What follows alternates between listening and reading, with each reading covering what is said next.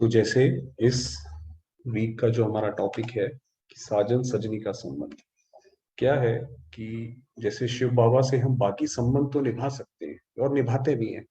बाप टीचर सतगुरु की जो मेन है, मगर साजन और सजनी का संबंध जैसे मीरा ने निभाया, वो हम कैसे निभाएं, उसके लिए क्या विचार चाहिए।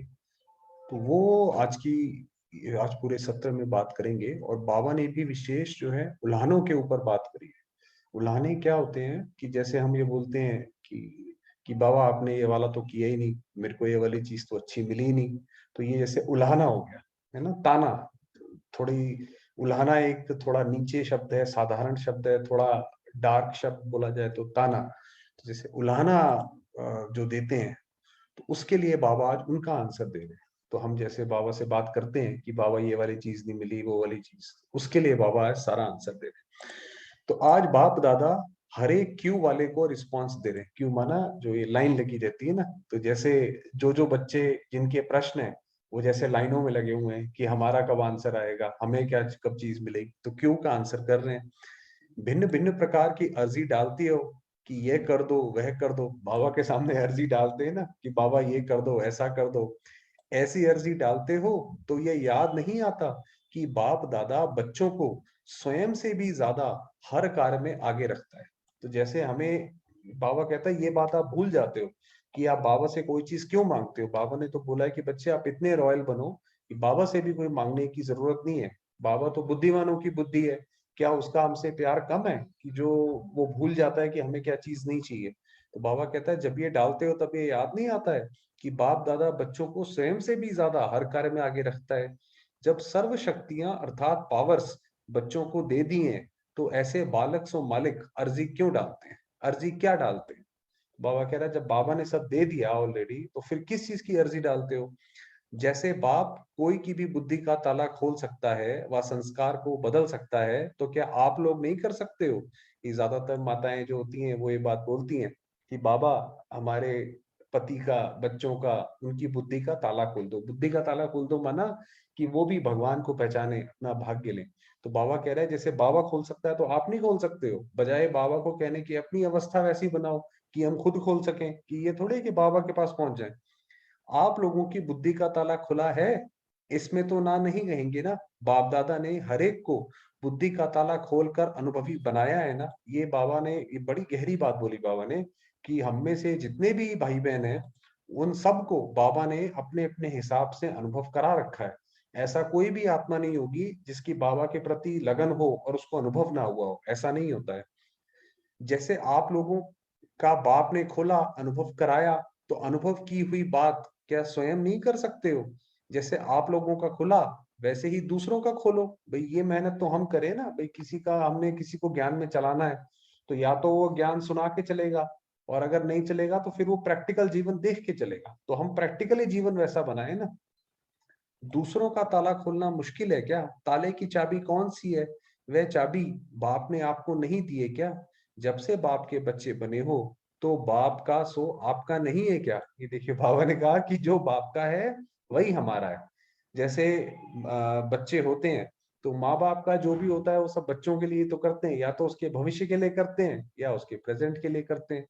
तो करते तो सब बच्चे के लिए ही है। तो इसीलिए बाबा ने कहा जो बाबा का है वो आपका है। चाबी भी आपकी है ना, चाबी है, फिर भी बाप को कहते हो कि ताला खोलो, या समय पर चाबी मिलती नहीं है। तो बाप ने तो अपने पास सिर्फ दिव्य दृष्टि की चाबी रखते हैं। बाबा की जितनी, ये बाबा ने, ये भी एक बहुत बड़ा फिलोसफी का क्वेश्चन है कि भगवान के पास जितनी पावर्स हैं, क्या उसमें से कोई ऐसी पावर भी है कि जो कहीं पे भी काम ना आती हो। क्योंकि अगर कोई ऐसी शक्ति है जो कहीं पे भी काम नहीं आती है, तो वो तो वेस्ट है, पावर कहाँ हुई, जब उसका यूज ही नहीं हुआ। तो वास्तव में इस संगम युग पर हम बच्चे बाबा से जितनी शक्तियां बाबा के पास हैं वो सब ले लेते हैं, छोड़ के एक दिव्य दृष्टि जो बाबा ने बोला कि वो नहीं देता हूं मैं, वो अपने पास रखता हूँ। बाकी बुद्धि का ताला खोलने की चाबी अपने पास नहीं रखते हैं। दिव्य दृष्टि का मतलब होता है किसी को साक्षात्कार कराना।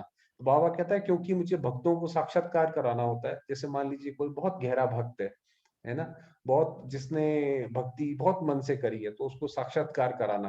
तो वो बाबा करवाता है। तो इसलिए बाबा कहता है कि वो दिव्य दृष्टि मैं अपने पास रखता हूँ, बाकी मेरा पूरा ज्ञान मैं इस संगम पर आकर खाली हो जाता हूँ।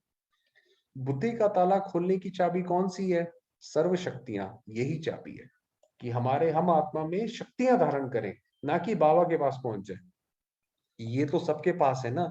दिव्य दृष्टि के दाता तो नहीं हो, लेकिन मास्टर सर्वशक्तिवान तो हो ना, कि बाबा की हम संतान है तो मास्टर सर्वशक्तिवान तो है।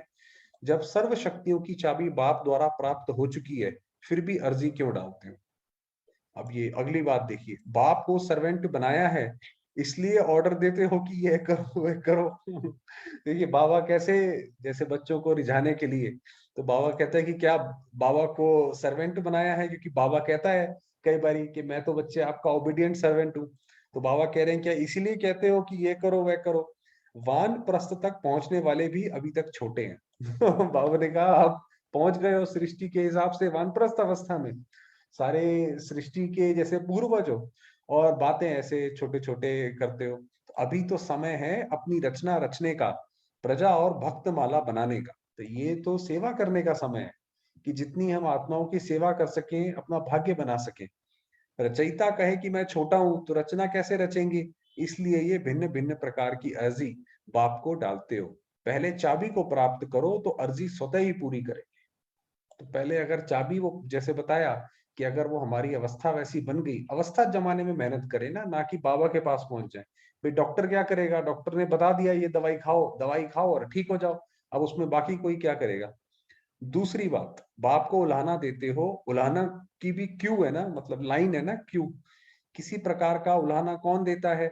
कोई भी बात का उलाहना तब दिया जाता है जब नॉलेजफुल नहीं है। माना कि अगर हमारे मन में ये वाली बात आती है कि ये वाली बात तो हमारी बाबा ने पूरी करी नहीं, ये तो हम बाबा के ज्ञान में जब से आए हैं, ये तो हमारा पूरा हुआ ही नहीं, पता नहीं मेरा भाग्य कैसा है। तो ये अगर सारा बुद्धि में आता है, ऐसे विचार आते हैं, तो इसका मतलब हमारे पास नॉलेज की अभी कमी है, नॉलेजफुल नहीं हुए हैं। ये क्यों हुआ?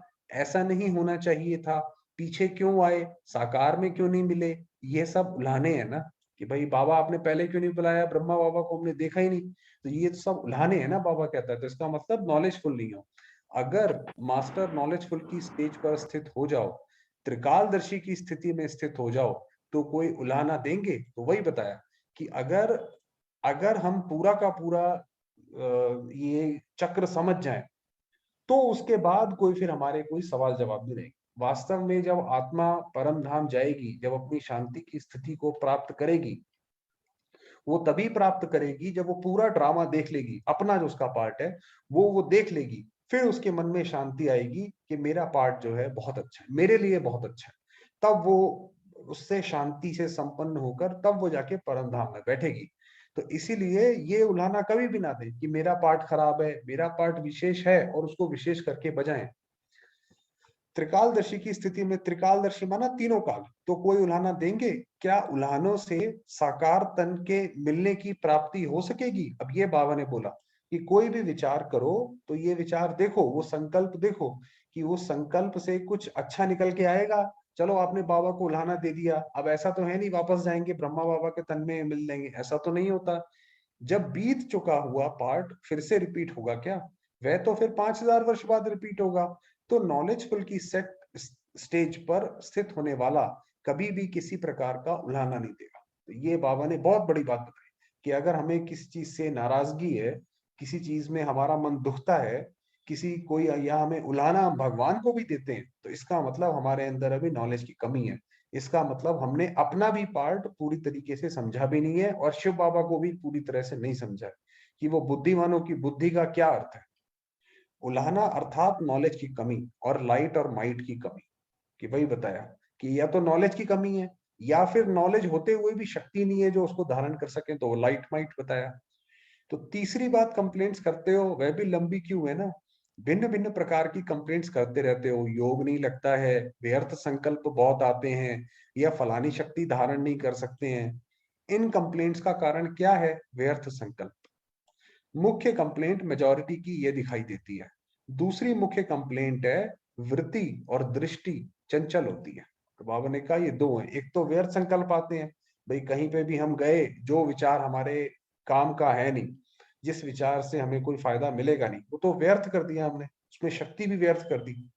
और दूसरी, जो वृत्ति और दृष्टि चंचल होती है, किसी के भाव स्वभाव में, किसी के शरीर में, ये दोनों कंप्लेंट्स तब तक हैं तब तक रोज की मुरली द्वारा जो डायरेक्शंस मिलती रहती हैं, उन डायरेक्शंस को, अर्थात मुरली को ध्यान से सुनकर और धारण नहीं करते हैं। तो बाबा ने कहा, ये बाबा ने मुरली में जो आती है मुरली, आप उसको ध्यान से सुनो तो उसके अंदर वो सारे मिलेंगे। क्या है, साकार मुरली जो है वो वास्तव में बहुत बड़ी होती है। जो ओरिजिनल जो बाबा सुनाते थे, वो तो क्योंकि 4 पन्नों में समाने के लिए, 4 पेजेस में समाने के लिए उसको काट छाट करी गई, तो इसीलिए वो जो है, कई बार जो सुनाने वाले होते हैं या सुनने वाले होते हैं, उन्हें समझ नहीं आता कि ये बाबा ने ये बात से ये बात कैसे जब्त करा है। तो बाबा ने कहा, ध्यान से सुनो। व्यर्थ संकल्प चलने का मूल कारण है जो ये ज्ञान का खजाना हर रोज बाप द्वारा मिलता है, उस खजाने की कमी है।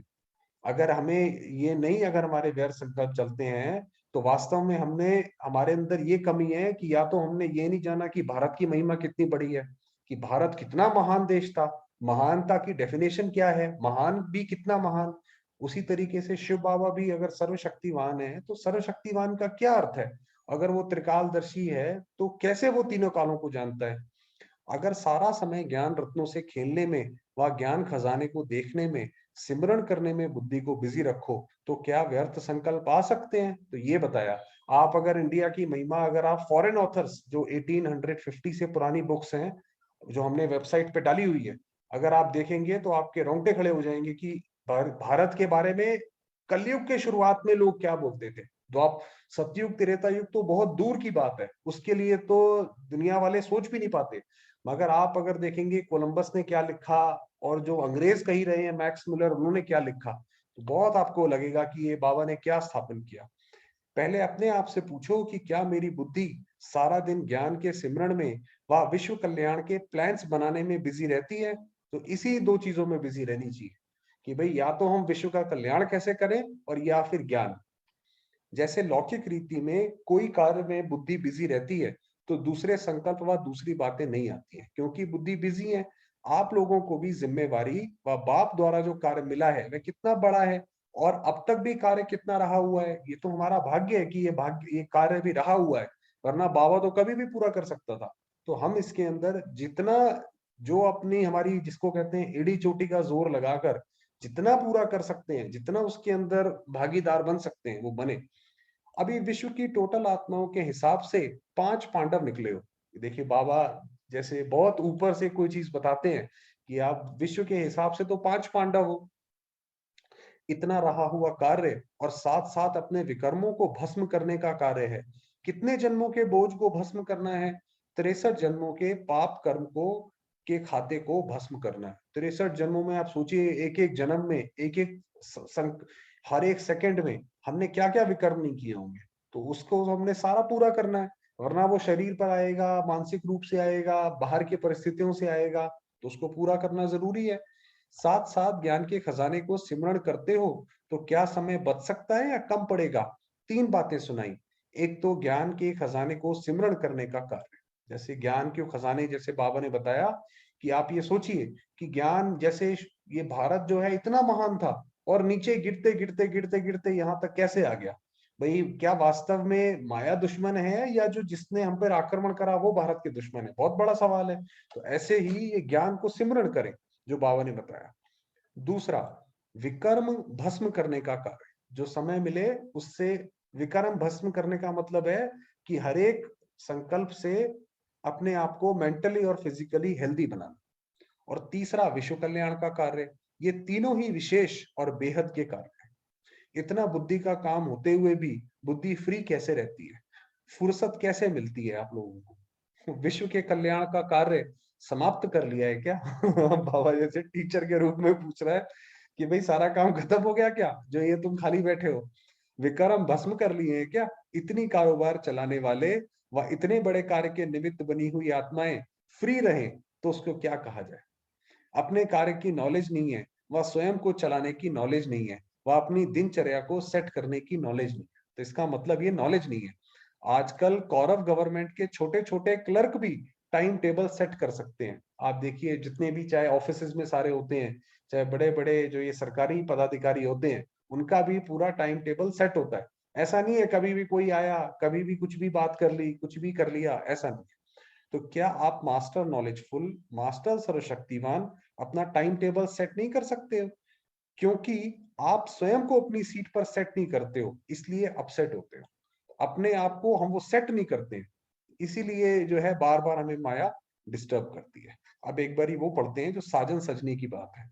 तो जिस समय वृत्ति और दृष्टि चंचल होती है, तो उस समय स्वयं को ये समझना चाहिए कि क्या मैंने सर्व संबंधों की सर्व रचनाएं बाप द्वारा प्राप्त नहीं की हैं। भाई हमारा बुद्धि अगर इधर उधर जा रही है, किसी में भी, किसी व्यक्ति में जा रही है, हाँ जी, किसी के स्वभाव में जा रही है, कोई व्यक्ति हमें दूसरा पसंद आ रहा है, तो इसका मतलब हमने अभी जो सत्यम शिवम सुंदरम कहते हैं, तो वो सुंदरम जाना नहीं है।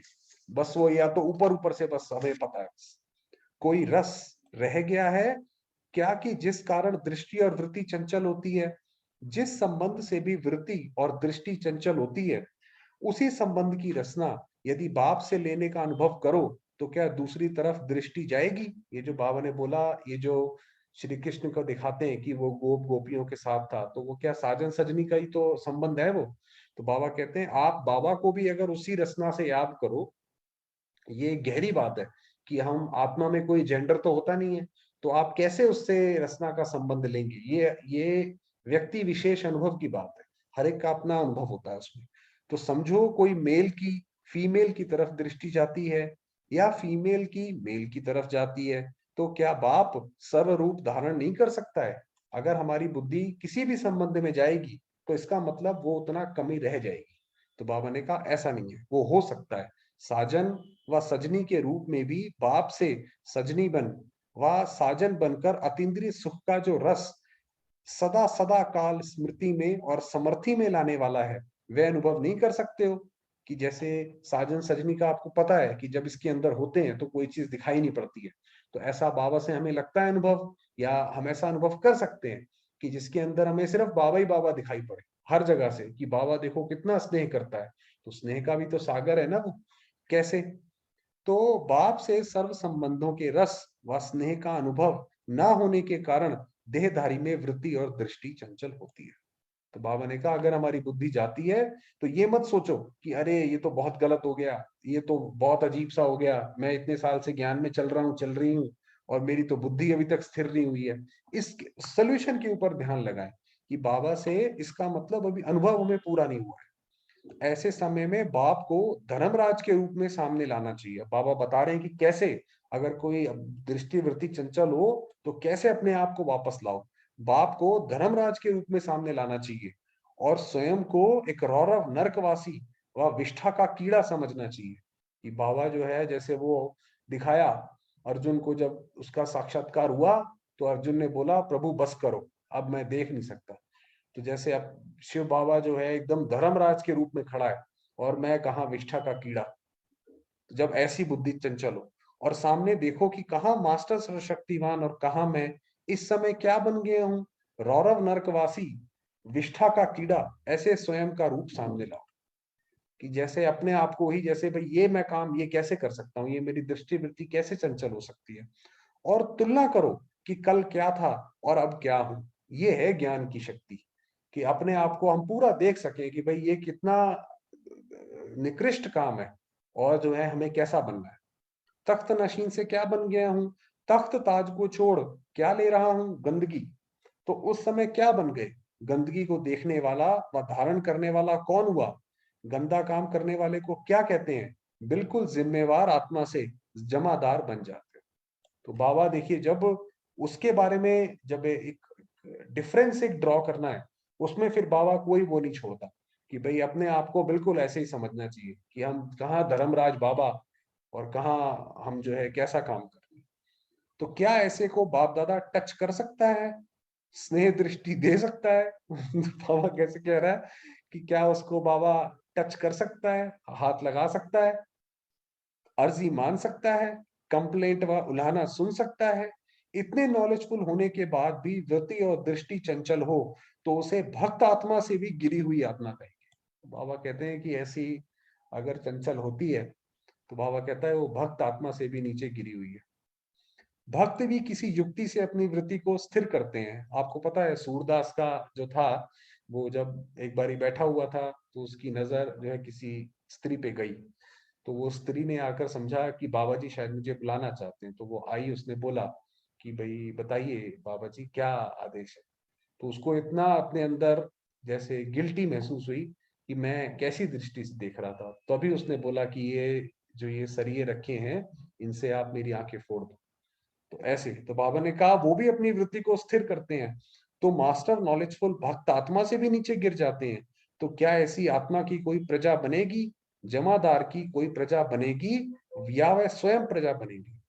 बाबा ने कहा ऐसे अपने आप को जो ज्ञान से अपने आप को हम सुधारें, अपने आप को ही सुधारें। तो हमें धर्मराज में कि इसकी इसमें जाने की जरूरत नहीं पड़ेगी। चलिए, समय हो गया है, बाबा को याद कर लेते हैं।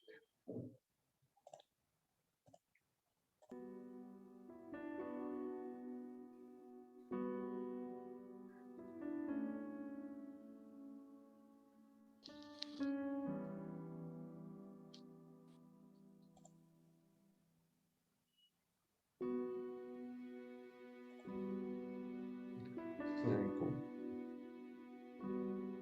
आत्मिक स्वरूप को देखेंगे।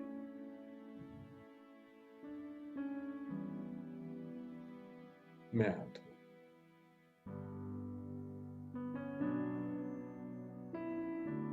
ज्योतिर्बिंदु,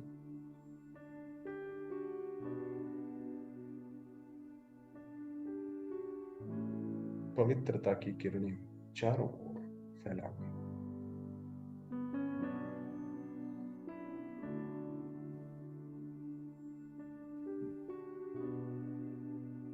इस शरीर रूपी मंदिर को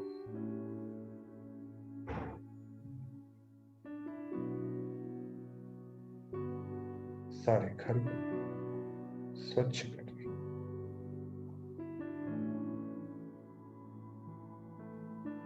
पवित्र कर रही।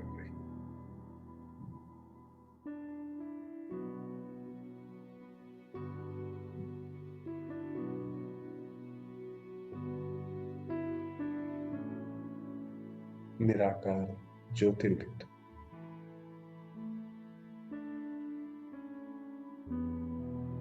शिव बाबा मेरे पिता हैं।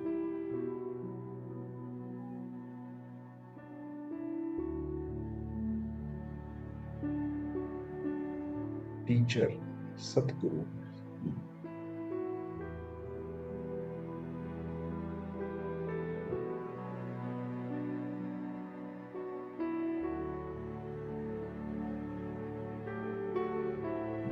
मैं आत्मा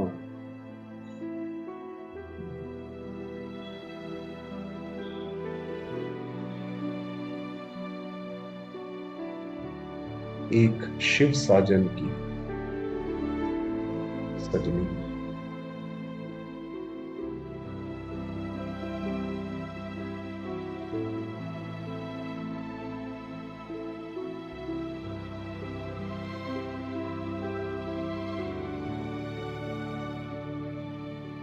प्यारे बाबा की अनेकानेक किरणें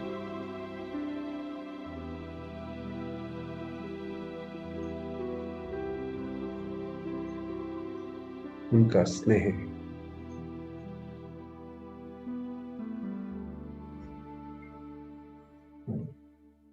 उनके आशीर्वाद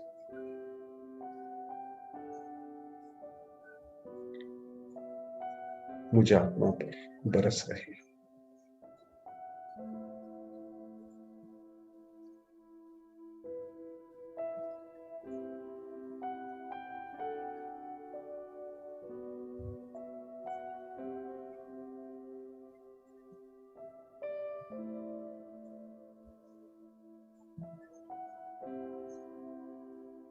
मैं आत्मा बाबा के स्नेह को स्वयं में समाती जाती।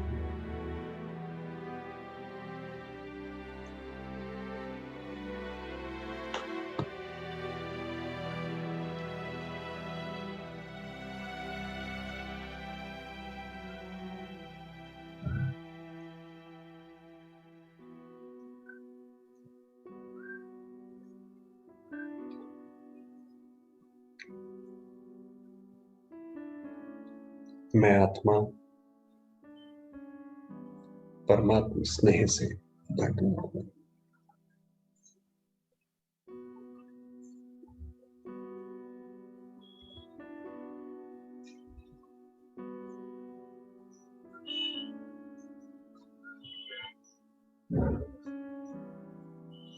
बाबा की संतान संपूर्ण वैष्णव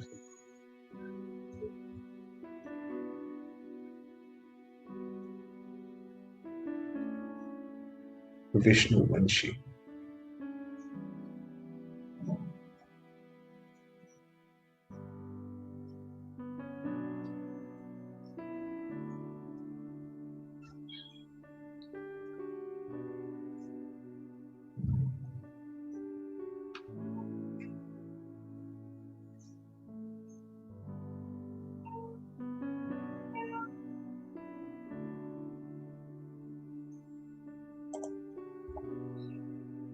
बाबा के स्नेह की अधिकारी।